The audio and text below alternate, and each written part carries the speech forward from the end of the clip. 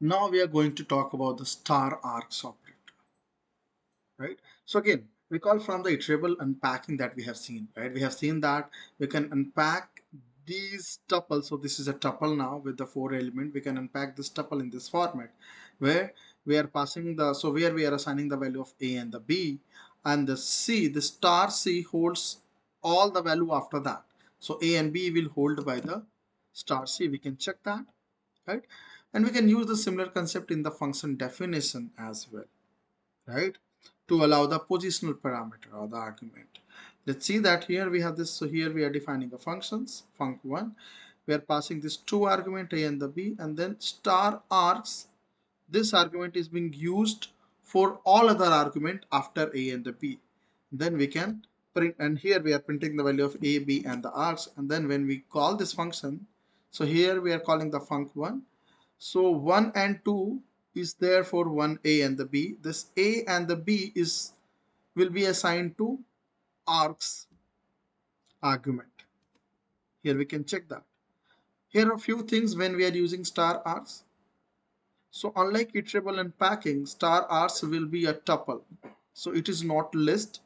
So it is a tuple. We can see that, right? A name of the parameter args can be anything.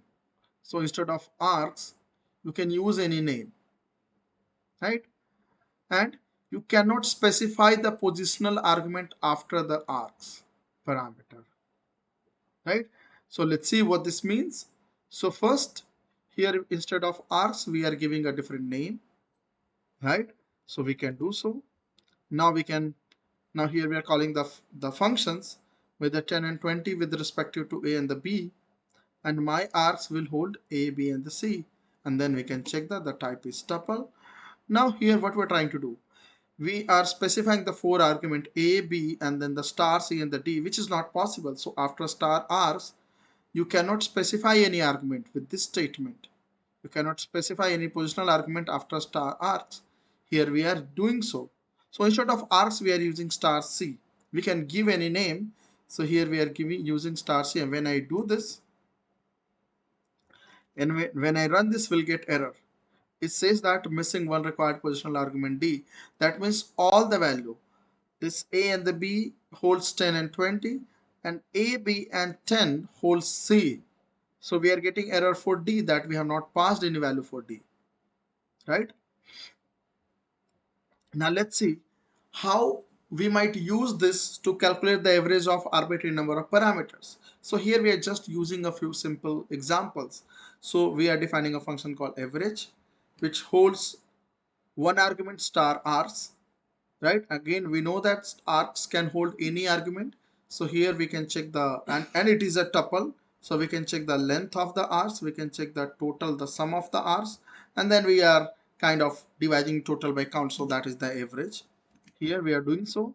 Now let's say when we do not pass any argument. So if I do so, we'll get error. We are getting a zero division error, because when I run this, the length of argument is an empty tuple now, and empty tuple is 0.